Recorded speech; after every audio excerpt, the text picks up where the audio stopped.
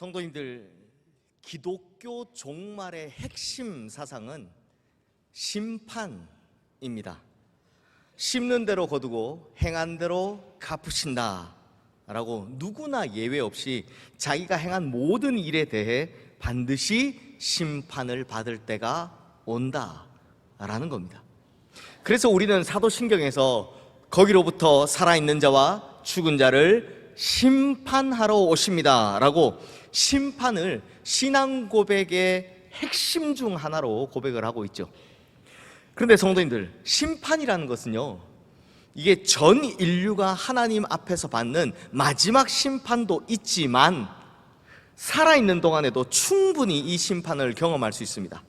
문제는 이 심판의 날, 심판의 때, 심판의 순간이라는 것이 우리가 생각한 때와는 너무나도 다를 수 있다는 게 문제입니다. 다시 말하면 하나님의 때와 나의 때가 판이하게 다를 수 있다는 겁니다. 실제로 살아가면서 나에게 너무나 큰 불의와 부정으로 나를 무척이나 힘들게 하는 사람을 만나게 되면 그냥 지금 당장이라도 하나님께서 그냥 나타나셔서 그냥 팍팍팍팍 그렇게 심판하셨으면 좋겠는데, 정작 하나님께서는 그저 침묵하고 계시기만 하는 겁니다. 이런 경우들이 대부분이죠.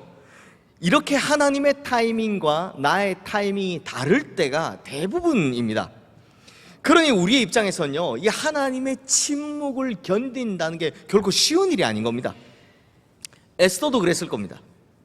당시 페르시아 땅에만 약 한 400만 명 이상의 유대인들이 살고 있었다고 합니다. 그런데 그 400만 명을 모조리 다 죽이겠다고 했으니 이 얼마나 무서운 일입니까? 인류 역사상 가장 잔혹하고 참혹한 대량 학살이라고 불리는 것이 히틀러의 유대인 학살인데요, 그때 600만 명 이상의 유대인들이 학살당했다라고 하니까 지금 하만이 계획하고 있는 건요, 진짜 히틀러에 못지않은 그런 엄청난 악행이다라는 겁니다. 그러니 지금 당장 하나님께서 나타나셔서 얼른 저 하만 저거 확 없애버리시면 좋겠는데, 그럼에도 하나님께서는 여전히 침묵만 하고 계신 겁니다. 얼마나 답답합니까? 얼마나 불안합니까? 그런데 성도님들, 그런데요, 하나님은 원래 그런 분이십니다. 원래 예수님의 십자가 사건을 한번 생각해 보십시오. 의로우신 예수님께서, 아무 죄가 없으신 예수님께서 십자가에 못 박히셨을 때 하나님 뭘 하셨습니까? 하나님 그때 뭐 하셨습니까? 아무것도 하지 않으셨습니다. 그저 침묵만 하셨습니다. 입을 꼭 다물고 계셨습니다. 아들 예수 그리스도가 극심한 고통 중에 엘리 엘리 라마 사박다니, 나의 하나님 어찌하여 나를 버리셨나이까 라고 외칠 때도 하나님은요, 단 한마디도 대답하지 않으셨습니다. 오로지 입을 꼭 닫고 침묵만 하실 뿐이었습니다. 지금도 마찬가지입니다. 날이 갈수록 세상은 점점 더 악해지고 온갖 악한 영들이 이 세상을 삼키고 지배하는 것처럼 보이는데, 하나님 대체 뭐 하시냐고 따지고 싶은데 하나님은 여전히 침묵만 하고 계십니다. 또한 하나님의 백성들이 이 세상의 악함이 주는 고통으로 인해서 그렇게 힘들다고, 정말 너무 괴롭다고 하나님 좀 살려달라고 부르짖는데도 도대체 듣고 계시곤 있는 건지 그냥 가만히 침묵만 하고 계신 겁니다. 이럴수록 우리는 속에서 이런 말이 올라오죠. 하나님 안 계신 것 같다, 하나님 계시지 않은 것 같다라는 생각이 점점 올라옵니다. 그러나 성도님들, 사실은요, 하나님께서는 침묵하고 계신 바로 그 자리에 계신 겁니다. 십자가에서도 그러하셨고 지금도 그러하십니다. 그냥 침묵만 하고 계신 것이 아니다라는 겁니다. 그저 때를 기다리고 계신 것이다 라는 겁니다. 하나님께서는 결정적으로 나타나셔야 할 때 결정적으로 드러나시기 위해서 그 때를 기다리고 계신 거죠. 그리고 그 때가 오면 이제 드디어 하나님께서 움직이기 시작하시는데요, 그 날이 뭐라고요? 바로 심판의 날인 겁니다. 그렇게 이제 하만에게도 심판의 날이 도래했습니다. 에스더가 연 두 번째 잔치에서 왕은 또다시 에스더에게 같은 걸 물어봅니다. 왕후 에스더여, 그대의 소청이 무엇이냐? 곧 허락하겠노라. 그대의 요구가 무엇이냐? 곧 나라의 절반이라 할지라도 시행하겠노라. 자, 왕이 이렇게 말하는 것이 무려 세 번째 아닙니까? 그러니 에스더는요, 더 이상 미룰 수 없다라는 걸, 드디어 운명의 시간이 왔다는 걸 직감하게 되는 겁니다. 아무리 왕이 술에 취했다 해도 이걸 같은 말을 세 번씩이나 반복했으니까, 야, 이제 진짜 하나님의 때가 왔구나 라는 걸 에스더가 직감했다라는 겁니다. 그리고는 드디어 속으로만 계속해서 되뇌어왔던, 정말 수도 없이 되뇌어왔던 그 하고 싶었던 그 말을 드디어 하는데요, 오늘 보면 3절 말씀 함께 읽어보겠습니다. 왕후 에스더가 대답하여 이르되, 왕이여, 내가 만일 왕의 목전에서 은혜를 입었으며 왕이 좋게 여기시면 내 소청대로 내 생명을 내게 주시고 내 요구대로 내 민족을 내게 주소서. 자, 성도님들, 여기서 에스더가요 얼마나 지혜로운지를 한번 보십시오. 먼저는 왕이 좋게 여기시며 이라는 말로요, 아무리 왕이 그렇게 말했다고 한들 자신은 결정권자가 아니라 왕께서만이 모든 것을 결정할 수 있다라고 먼저 이야기를 딱 하고 들어가는 겁니다. 그러니까 자기는 낮추고 왕은 높여주고, 이렇게 해서 최대한 왕의 권위를 배려해 주는 거죠. 그리고 나서가 중요한데요. 자, 성도님들, 에스더가 제일 먼저 요구한 게 뭡니까? 요구한 순서가 뭡니까? 내 생명을 내게 주시고 그 다음이 내 민족을 내게 주소서입니다. 그러니까 내 생명이 먼저고 그 다음이 우리 민족, 이렇게 이야기했다는 겁니다. 그럼 성도님들, 에스더는 도대체 왜 이렇게 이야기했을까요? 사실 자기가 사는 것보다 유다 민족 모두가 사는 게 더 중요한 거 아닙니까? 그러면 지금 에스더는 나만 살자, 나라도 살자 라고 지금 이렇게 말한 걸까요? 아닙니다. 자, 성도님들, 요건요, 이 이야기를 듣는 왕의 입장에서 한번 생각해 보시면 됩니다. 자, 아하수에로 왕의 관심이 에스더가 죽고 사느냐에 있을까요? 아니면 유다 민족이 죽고 사느냐에 있을까요? 왕의 관심은 당연히 에스더한테 있겠죠. 왕은요, 유다 민족에겐 별 관심 없는 사람입니다. 그 대제국인 페르시아잖아요. 이게 지금으로 치면 인도에서부터 이집트까지 땅 넓이가, 그러니까 그 안에만 해도요 수백 수천의 민족이 살고 있었습니다. 그런데 조그마한 나라, 그 어디에 붙어 있는지도 모를 그 유다라는 나라에서 온 사람들에게 왕이 무슨 관심이 그래 많았겠습니까? 그런데 에스더는 다르죠. 에스더는 자기 아내이자 왕후니까요. 그러니 에스더가 뭐부터 이야기하는 겁니까? 나를 좀 살려주십시오, 이 이야기를 하는 겁니다. 이렇게 요청하니까 왕이 듣기에 이거 좀 뭐 이상하잖아요.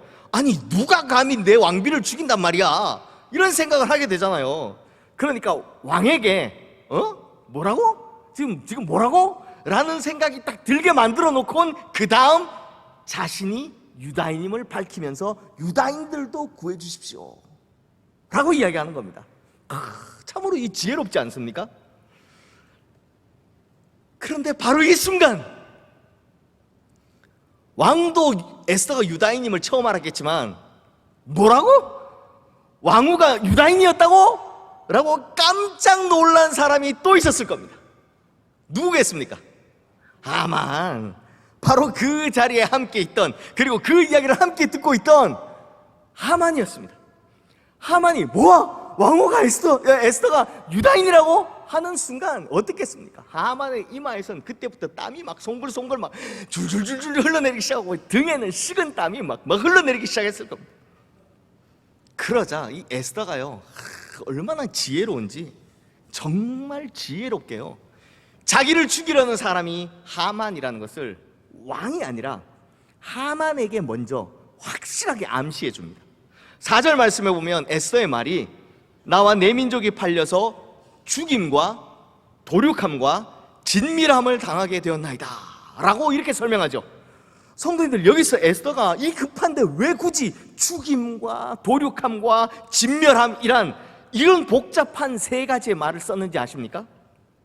왜 이걸 썼냐면, 이 말이 에스더 3장 13절 말씀에 보면 하만이 페르시아의 전역이 내린 조서 있죠.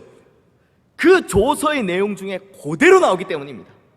모든 유다인들은 젊은이나 늙은이나 어린이나 여성인 다 막론하고 죽이고 도륙하고 진멸하라 라는 말을 하만이 직접 먼저 그 조서에 썼거든요. 근데 아마 이 에스더가 그 조서를 딱 받아 읽어보고선 특별히 이 세 단어가 가슴에 사무쳤던 것 같습니다. 특별히 진짜 이 세 단어가 너무너무 가슴을 아프게 했던 것 같습니다. 그래서 에스더가요, 지금 어떻게 한다고요? 하만에게 대갚아주고자, 하만 들으라고, 이게 너다! 라는 말을 하려고 요 말을 그대로 사용한 겁니다. 그러니 하만은 이 세 단어를 딱 듣자마자 무슨 생각을 하는 겁니까?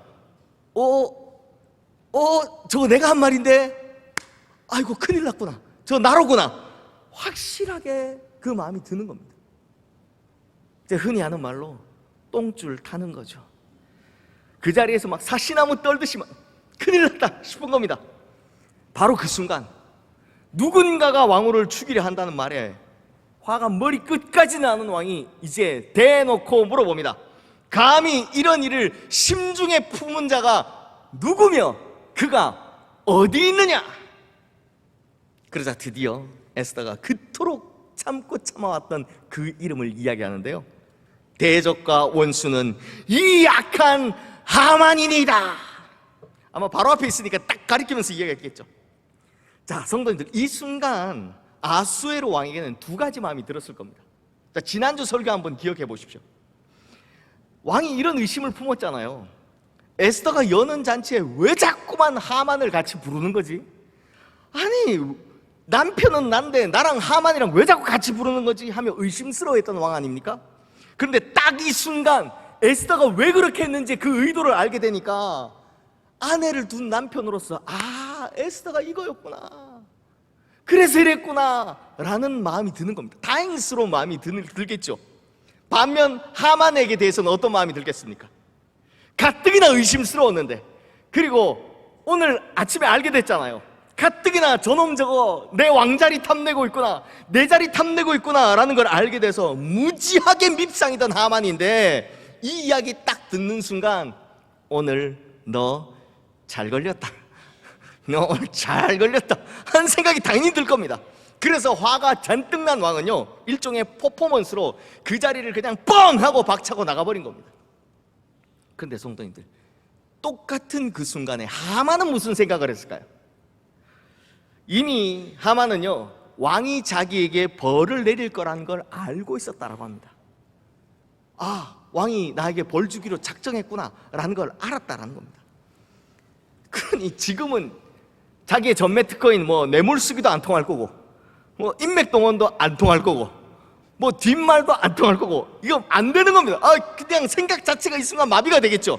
그러니 별 수 있겠습니까? 당장 눈에 보이는 그 에스더한테 그냥 덜커덕 꿇어 앉아서 의자에 앉아있던 이 에스더의 다리를 붙들고선 그 제발 좀 살려주십시오 하고 애원하는 겁니다.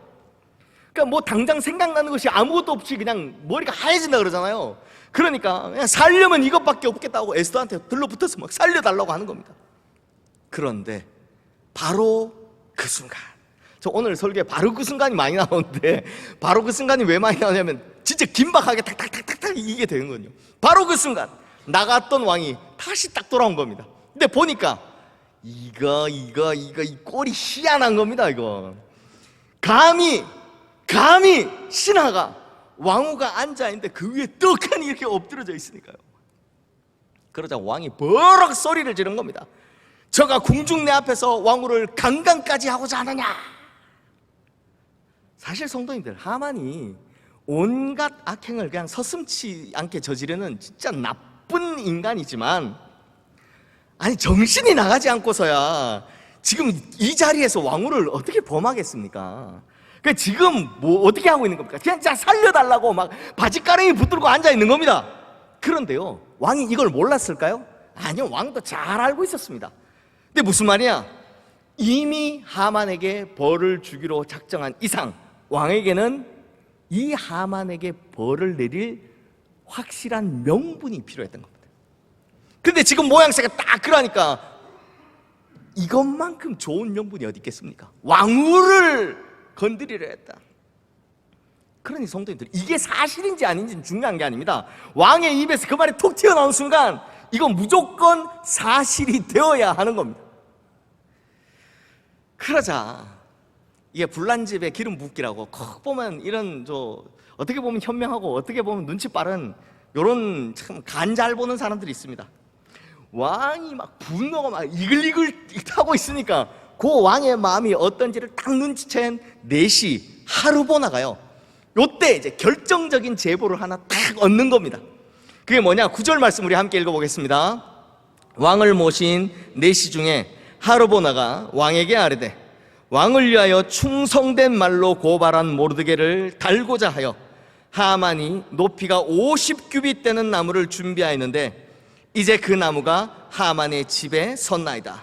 왕이 이르되 하만을 그 나무에 달라 하매. 자, 하만이 왕의 충성된 신하인 모르드게를 죽이고자 자기 집에 나무를 탁 세워놨다 라고 이야기를 싹 집어넣는 겁니다. 여기서 왕은요, 그야말로 제대로 또 한 번 빡치게 되는데요, 이 보면 내시조차 모르드게에 대해서 뭐라고 표현합니까? 왕을 위하여 충성된 말로 고발한 모르드게. 사실 며칠 전만 했어도 모르드게라고 하면 왕이 알았을까요? 몰랐습니다. 모르드게 누구지? 잘 희미했겠죠. 그런데 지금은요, 너무나도 잘 알고 있죠. 왜요? 지난밤 잠이 오지 않아서 읽으라고 지시했던 그 역대 일기에서 모르드게가 자기를 구해주었던 이야기, 모르드게가 자기를 살려줬던 그 모르드게에 관한 이야기를 너무나도 잘 들었거든요. 그러니 감히 이렇게 충성된 나를 살려준 모르드게를 죽이려 하다니, 역시 미운 놈은 끝까지 미운 짓만 골라서 하는구나 라는 생각을 더더욱 하게 되는 겁니다. 이때는 미운 놈 떡 하나 더 준다가 아니죠. 미운 놈은 정말 끝까지 미운 짓만 하는구나. 그러니 이제 더 이상 이 왕의 분노를 그 어떤 것으로 잠재울 수 없게 된 겁니다. 결국 왕은 곧바로 명령합니다. 하만을 그 나무에 달아라. 사랑하는 성도님들, 이렇듯이 하나님의 침묵이 끝나면 이렇게 모든 일들은 그냥 일사천리에 다 해결되는 겁니다. 하나님의 때가 딱 오면 그때는 모든 일이 한 번에 확 풀리게 된다는 겁니다. 그런데 중요한 것은요, 바로 이겁니다. 하나님의 타이밍은, 하나님의 때는 절대 빠르지도 않지만 결코 느리지도 않는다는 겁니다. 딱 맞게 온다는 겁니다. 딱 맞게. 그러니 성도님들, 그 딱 맞은 심판의 때가 올 때까지 믿음으로 인내하는 자에게는 하나님께서 보이지만 않을 뿐 차곡차곡 하나씩 준비하셨다가 바로 그 타이밍, 그 순간이 딱 오면 그때는 반전의 승리를 선물로 주실 줄로 믿습니다. 우리에게도 그렇게 주실 줄로 믿습니다. 그런데 성도님들, 우리 시흥교회 성도님들의 수준이라면, 자, 여기서 한 걸음 더 나아가서 봐야 하는 것이 있습니다. 바로 이 사건의 결과가 주는 메시지인데요. 자, 지금부터 짧게 세 가지를 볼 텐데, 오늘 이 설교의 핵심은 이거니까요, 한번 잘 들어주시기를 바랍니다. 첫 번째, 10절 말씀에 보면 모르드게를 매달려고 한 그 나무에 결국 하만이 달렸다라고 합니다. 근데 성도님들, 페르시아 제국에는요 정말 무시무시한 사형법들이 몇 개 있었습니다. 다들 잘 아시는 우리 목자라는 참수형, 혹은 불태우는 화형, 그리고 목매는 교수형은 당연히 있었고요, 그 중에서도 가장 잔혹했던 것 두 가지가 있는데요. 먼저는 스피키즘이라고, 요거 어떻게 하냐, 죄인을 이게 두 개의 보트나 혹은 두 개의 통을 위아래로 딱 겹쳐서 여기 죄인을 깔아놓고 위아래로 딱 잡아놓는 겁니다. 딱 잡아놓고는 요 상체 요만큼하고 팔하고 다리를 딱 꺼내만 놓습니다. 통이니까 싹 들어가죠. 딱 물려놓는 겁니다. 그리고 어떻게 하냐, 요 노출된 부위, 밖으로 튀어나온 부위에다가 꿀을 싹 발라놓는 겁니다. 희한하죠, 사형법이. 꿀 좋아하시는 분은 야, 맛있겠다 이렇게 생각하시겠지만, 그럼 어떻게 하냐, 꿀 발라놓고 가만히 놔두면 온갖 벌레들이 나와서 그 사람 꿀을 먹으면서 그 사람의 살을 동시에 파먹는 겁니다. 그러면서 그 안에다가 알을 낳는 거예요. 그 몸에서부터 구더기가 막, 산몸에 구더기가 막 생겨나서 막 자기 살을 파먹는 겁니다. 그러면요, 이 죄인들이 엄청난 고통을 느끼며 죽어가는 거죠. 그런데 이 기록에 보면 죽는 시간이 며칠 혹은 몇 주가 걸렸다고 하니까, 야, 정말 끔찍한 형벌이라는 겁니다. 그런데 이것 말고 또 하나 잔인했던 사형법이 있습니다. 바로 나무를 쓰는 건데요. 그래서 오늘 본문에 등장하는 높이가 50규빗 되는 나무 사형틀은 추정컨대, 그러나 대부분의 역사학자들이나 신학자들이 그렇게 말하고 있는데요, 이건 아마 페르시아의 나무 사형틀인 십자가다 라고 이야기를 합니다. 그러니까 하만이 세운 나무가 뭐라고요? 십자가였다. 왜냐 하니까 기록에 보면 초기의 십자가형은 단순히 그냥 사람을 나무에 매달아 놔서 이 며칠 동안 그대로 두는 거, 이거였거든요. 그래서 이걸 묶어 놓으니까, 팔을 올려놓고 묶어 놓으면 질식사가 되거나 탈수사가 되도록 그렇게 만들어 놨던 겁니다. 근데 이게 너무 오래 걸리니까 막 긴 사람들은 거의 2주 3주씩 살아 있으니까 예수님 때처럼 후기에는 어떻게 합니까? 예수님 때처럼 극심한 고통을 먼저 주는 겁니다. 먼저 때리고 먼저 다 피 흘리게 하는 겁니다.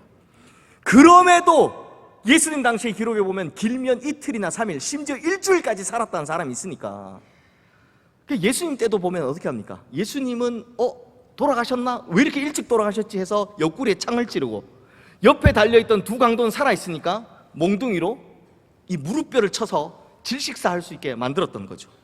폐를 눌러서 질식하게 만든 겁니다. 이게 후기의 십자가형인 거고, 그리고 이 초기 십자가형 당시에는요, 중죄자는 특별히 많은 사람들 보라고 해서 어떻게 하느냐, 최대한 높은 나무에 탁 올린 겁니다. 그러니까 50규빗짜리 나무에 올린 겁니다. 자, 그렇다면 성도님들, 이것이 우리에게 무엇을 알려줍니까? 무슨 메시지를 줍니까? 2000년 전 예수님께서는 우리를 구원하시기 위해 십자가에 달려 돌아가심으로 우리의 모든 죄를 대신 짊어지시고 우리를 대신해서 돌아가셨죠. 즉 초림 때, 그때는 구원의 주로 이 땅에 오셨기 때문에 예수님께서 십자가를 지셨습니다. 하지만 심판의 날이 오면 어떻게 될까요? 심판의 날이 오면 그때는 그 모든 심판은 저 악한 영들과 저 악한 무리들이 다 받게 된다라는 겁니다.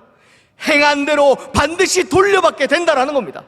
그러니 재림 때, 그때는 예수님은 승리자가 되시고 모든 악한 것들은 철저히 패배하게 된다라는 겁니다. 그때는 예수님은 심판의 주가 되시고 모든 악한 것들은 심판받아 형벌을 받게 된다라는 겁니다. 그리고 또 하나 더, 지금 화면에 뜬 에스더 8장 2절 말씀 함께 읽어보겠습니다. 왕이 하만에게서 거둔 반지를 빼어 모르드게에게 준지라. 에스더가 모르드게에게 하만의 집을 관리하게 하니라. 자, 성도님들, 이 반지가 뭡니까? 이 반지는 그냥 반지가 아니죠. 어떤 반지입니까? 네, 왕의 도장이 있는 인장, 그러니까 쉬운 말로 표현하면 절대 반지인 겁니다. 그러니까 왕을 대신해서 결제할 수 있는, 왕처럼 결제할 수 있는 권세가 이 반지에 있는데, 이 반지가 이제 하만에게서 모르드게로 옮겨왔다라는 겁니다. 그렇다면 이것 역시 우리에게 무엇을 알려줍니까? 무슨 메시지가 있습니까? 심판의 날이 오면 이 세상을 다스리는 권세가 저 악한 사람들에게서 이제 하나님의 백성들로 옮겨온다라는 겁니다. 하나님의 백성들, 즉 우리에게로 이 세상을 다스릴 권세가 옮겨온다는 겁니다. 지금은 저 악한 사람들이 이 세상에서 잘 먹고 잘 살면서 무슨 계급 사회에서 위에 있듯이 우리를 지배하는 것처럼 보이지만, 심판의 날이 오면 그때는 우리가 주님과 함께, 주님과 더불어 왕노릇하게 된다라는 겁니다. 그리고 마지막으로 이 악한 세상과 하나님 나라의 차이를 한번 보십시오. 먼저 하만이 인장반지를 가졌을 때, 그 악한 하만이 인장반지를 가졌을 때인 에스더 3장 15절 말씀을 보시면 수산성은 어떻게 했다고 합니까? 어지럽더라라고 합니다. 수산성이 어지러웠다고 합니다. 즉 저 악한 하만이 다스리던 시절에는 세상이 온통 혼돈과 어지러움 속에 있었다라는 겁니다. 마치 뭘 닮아 있습니까? 하나님께서 세상을 창조하시기 전 혼돈하고 공허했던 세상, 그 카오스의 세상과 비슷하게 닮아 있죠. 이에 반해서 모르드게가, 하나님의 백성인 모르드게가 그 자리에 올랐을 때는 어땠는지 에스더 8장 15절 말씀 함께 읽겠습니다. 모르드게가 푸르고 흰 조복을 입고 큰 금관을 쓰고 자색 가는 배 겉옷을 입고 왕 앞에서 나오니 수산성이 즐거이 부르며 기뻐하고, 이때는요 모두가 즐거워하고 기뻐했다라고 합니다. 성도님들, 이것이 바로 하나님의 나라와 세상 나라의 차이인 겁니다. 혼돈과 어지러움, 그리고 기쁨과 즐거움, 창조 때 보았던 카오스의 세상과 코스모스의 세상, 너무나도 대비된다라는 겁니다. 그러니 심판의 날이 오면 우리는 모두 주님의 나라에서 영원한 기쁨과 즐거움을 누리게 된다라는 겁니다.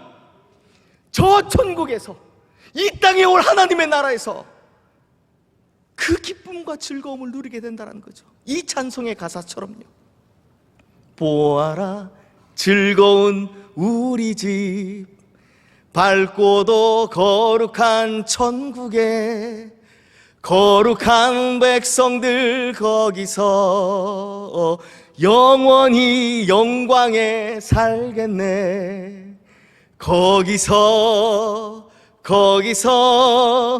기쁘고 즐거운 집에서 거기서 영원히 영광에 살겠네.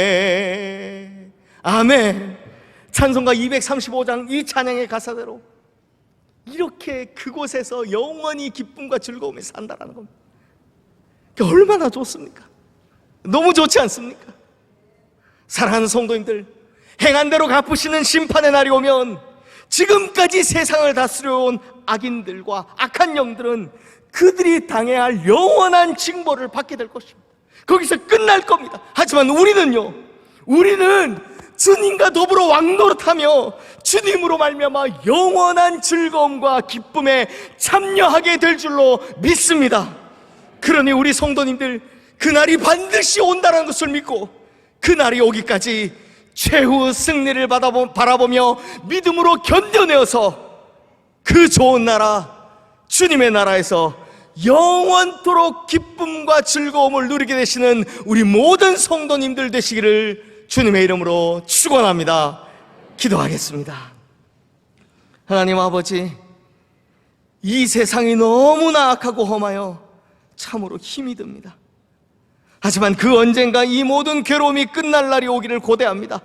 그 언젠가 이 모든 억울함과 힘듦이 끝날 날이 오기를 간절히 기다립니다. 그렇게 하나님의 때, 곧 심판의 날이 오면 그때는 믿음 하나 가지고 참고 참았던 우리가, 그때는 믿음 하나 가지고 견디고 견뎌왔던 우리 모두 승리의 면류관, 영광의 면류관을 받아 쓰게 될 줄로 믿습니다. 또한 주님과 더불어 영원히 왕노릇하며 살게 될 줄로 믿습니다. 하지만 주님, 지금 당장에 우리는 너무나도 약하고 부족하오니 그 어느 때라도 무너지지 않도록 늘 성령께서 함께 하시며 힘주시고 인도하여 주시옵소서. 또한 그날이 오기까지 절대 세상의 악함에 지거나 동화되거나 물러서지 않게 하여 주시옵소서. 그리하여 주님께서 승리하시는 그날 우리 모두 함께 승리하며 영원한 기쁨에, 영원한 즐거움에 참여하는 우리 모든 성도님들 되게 하여 주시옵소서. 심판해 주시오 승리해 주 되신 우리 주 예수 그리스도 이름으로 기도드리옵나이다. 아멘.